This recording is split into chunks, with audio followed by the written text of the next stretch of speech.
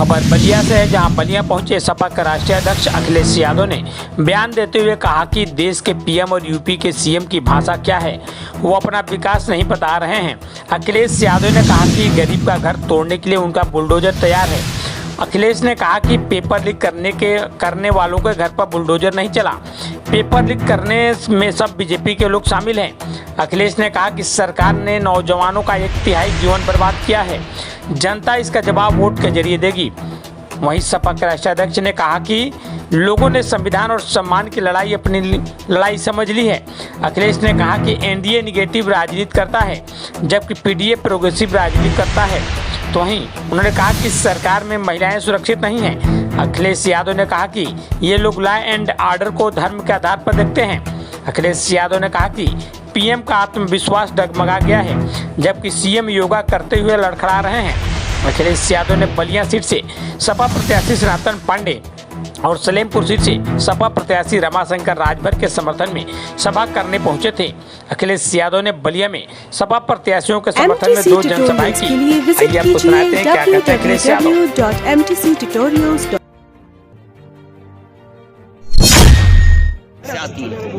सरकार ने क्या रास्ता निकाला है जिससे गरीबों को बचाया जा सके, या गरीब को कभी ज़रूरत पड़े तो उसके लिए कोई इंतज़ाम इस तरह का हो जहां से वो सस्ते दर पर पैसा ले सके।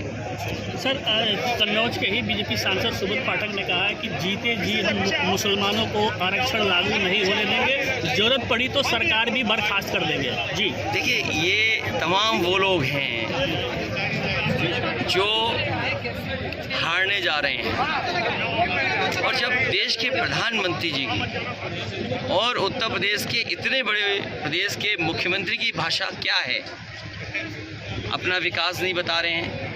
वैसे तो हर गरीब के लिए वो बुलडोजर तैयार रखते हैं, अगर कहीं घर गिराना हो, मकान गिराना हो तो बुलडोजर तैयार रहता है। लेकिन जितने भी पेपर लीक हुए हैं, पेपर लीक करने वालों के एक घर पे ही बुलडोजर चला हो तो बता दीजिए। और ये बुलडोजर जानबूझ करके नहीं चलाया, क्योंकि पेपर लीक करने में सब बीजेपी के लोग शामिल हैं। ये पेपर लीक नहीं हुए हैं, ये सरकार ने पेपर लीक कराए हैं, जिससे नौजवानों को नौकरी न देनी पड़े। नौकरी न मिलने से केवल उनका सपना नहीं टूटता है नौजवानों का, 1/3 जीवन इस सरकार ने बर्बाद किया है। उसका जवाब इस बार जनता वोट डाल के देगी। अग्निवीर व्यवस्था हमेशा हमेशा के लिए ख़त्म होगी। और जो आरक्षण को लेकर के खिलवाड़ करना चाहते थे, मुझे खुशी है इस बात की कि बहुजन समाज के लोगों ने, और ख़ासकर वो लोग जो बाबा साहब भीमराव अम्बेडकर जी के रास्ते पे चलने वाले लोग, उन्होंने संविधान की लड़ाई को अपनी लड़ाई समझ लिया है। वो अपने सम्मान और अपने अधिकार और अपने न्याय की लड़ाई को समझ रहे हैं। इसलिए जो संविधान उनका संजीवनी रहा, उसके लिए एक वोट डाल करके वो संविधान बचाने के लिए निकल पड़े हैं। सर, मायावती जी को कह रहे हैं कि आप बी टीम है, वहीं आप आकाश आनंद को लगातार तारीफ कर रहे हैं, क्या है सर इसके पीछे? देखिए, किसी नौजवान ने कोई शुरुआत अच्छी की हो और वो कुछ अपने समाज और विचार को लेकर के चलना चाहता हो, उसी को रोक दिया, पाबंदी लगा दी, तो ये खैर उनका अपनी पार्टी का मसला है। क्योंकि एक नौजवान आगे निकल रहा था, एक उम्र की वजह से मैं उसके पक्ष में हूँ। मान लो अभी इस रैली में एक लड़का आया जो बैरिकेडिंग तोड़ करके निकल के और मेरे मंच तक आ गया। सोचो उसकी चिट्ठी में क्या लिखी थी, वो अग्निवीर व्यवस्था को ख़त्म करना चाहता है। तो सोचो, जो नौजवान दौड़ करके वो हासिल करना चाहता हो नौकरी, तो सोचिए ये गुस्सा है लोगों के अंदर। आपने अग्निवीर आधी अधूरी कर दी, कल को आप इन खाकी वालों की नौकरी 4 साल की 3 साल की कर दोगे। क्या है, आप क्या कर रहे हैं आज से देश के साथ? और फिर जो गांव का नौजवान था, बलिया, गाजीपुर, पूर्वांचल का, ये वो है जो फौज में जाकर के सम्मान की नौकरी करना चाह रहा था, आपने उसे सम्मान की नौकरी से दूर कर दिया। ये जो पीडीए परिवार है, ये पीडीए और पी से पूर्वांचल, तो पूर्वांचल और पीडीए परिवार और पी से ही प्रोग्रेसिव, एनडीए एन निगेटिव हैं। ये नकारात्मक राजनीति करते हैं। एनडीए मतलब निगेटिव, नकारात्मक राजनीति करते हैं, और जो एन से हैं वो भी नकारात्मक हैं। इसीलिए उनकी भाषा बदल गई। पी प्रोग्रेसिव हैं, पीडीए परिवार सबको साथ लेकर चलने वाले लोग। सर आजमगढ़ में देखा जा रहा है धर्मेंद्र यादव के खिलाफ जो है अपर्णा यादव भी प्रचार करने उतरी है, इसको कैसे देखते हैं सर? कोई बात नहीं, ये कोई बड़ा मुद्दा नहीं है। जी सर, बड़ा मुद्दा ये है कि बलिया आते आते डबल इंजन के इंजनों का धुआं क्यों निकल जाता है। सर अपर्णा यादव का जो प्रचार है सर अपर्णा यादव का जो प्रचार है कोई यादवों पर कोई असर पड़ेगा, यादव वोटरों पर आजमगढ़ में सर अपर्णा यादव का? ये लड़ाई संविधान बचाने की है। इस पीडीए परिवार के साथ सब जुट गए हैं और हमारे सनातन जी का नाम तो जानते ही हो ना, जिसकी शुरू अंत है ही नहीं, सनातन।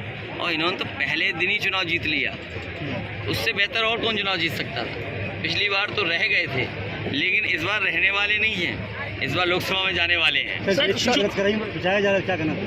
बेचू बलात्कारियों में बचाया जा रहा है। उनकी तस्वीर मुख्यमंत्री के साथ है, जी सर, तस्वीर बीजेपी वालों के साथ है। अभी इतना बड़ा महिला सम्मेलन किया, लेकिन बीएचयू की बेटी के साथ जो अन्याय हुआ उसको याद ही नहीं आया उन्हें। और सबसे ज़्यादा असुरक्षित महिलाएं और बेटियां अगर कहीं हैं तो बीजेपी की सरकार में। आज ही आपने देखा होगा राजधानी में एक आईएएस परिवार के घर पर चोरी हो गई, डकैती हुई, पत्नी को मार दिया। ये कानून व्यवस्था है, सोचिए, एक आईएएस की पत्नी की हत्या हो जाए उसके घर में। और क्या कह रही है, लॉ एंड ऑर्डर। इन्होंने लॉ एंड ऑर्डर अलग अलग कर दिया। ये लॉ एंड ऑर्डर केवल धर्म के आधार पे देखते हैं, अपने वोट के आधार पे देखते हैं। इससे ज़्यादा अन्याय और इससे ज़्यादा संविधान की धज्जियाँ कभी नहीं उड़ी होंगी जो भारतीय जनता पार्टी की सरकार बनी। सर चुनाव के दौरान पेपर आउट, नौकरी मिलेगी, सर चुनाव के दौरान टर्नआउट और हो ज़्यादा हो। मुझे खुशी है कि बड़े पैमाने पर लोग निकल रहे हैं और सरकार के खिलाफ मतदान कर रहे हैं। सर चुनाव के दौरान पश्चिम बंगाल में लगातार हिंसा हो रही है जो पुरानी कश्मीर की याद दिला रही है, इसको कैसे देख रहे हैं सर? क्या बोल रहे हो आप, किस दुनिया में चले जाते हो जी, पता नहीं कहाँ चले गए जी। मैं आपसे कह रहा हूँ, प्रधानमंत्री जी का कॉन्फिडेंस लड़खड़ा गया है और हमारे मुख्यमंत्री जी ने योगा करते करते कैसे डगमगा रहे थे, याद है? सर बंगाल ये में दोनों डगमगा रहे और लड़खड़ाते लोग हैं। सर चुनाव में बंगाल में पिछड़ों का योगी जी मंच से बोल रहे थे कि निमंत्रण दिया गया था रामलला के उत्सव का, लेकिन आप अरे यार कितने ज्ञानी है वो, कितने ज्ञानी। आपने उनका ज्ञान का नहीं सुना आपने, कि जो इंजेक्शन लगाया है शरीर में वो वापस ले लिया जाएगा। आप बताओ कैसे वापस ले लिया जाएगा? तो इतना तो ज्ञान है उनके पास। भगवान जिसको बुलाते हैं उसे कोई रोक नहीं सकता। सर इस बार और कब बुलावा आ जाए किसी को पता है? सर बंगाल में हिंसा नहीं हो जब रही है बुलावा आएगा तो जाएंगे। सर बंगाल में हिंसा नहीं हो रही है सर? चुनाव में हिंसा कल एक प्रत्याशी को दौड़ा करके उसको देखिए, किया गया। आप बताइए, बीजेपी के लोग बूथ कमेटियों को लूट कमेटियां बना रहे थे, लूट बूथ को दौड़ा करके उसको देखिए, किया गया। आप बताइए, बीजेपी के लोग बूथ कमेटियों को लूट कमेटियां बना रहे थे, लूट बूथ। सोचिए, वो तो रोका गया। यूपी में नहीं देखा आपने? यूपी में जिस तरीके से लूटना चाहते थे, हमें खुशी है अपने कार्यकर्ताओं पे कि जिम्मेदारी से वो खड़े दिखाई दे। सर भाजपा 400 पार क्या कहेंगे?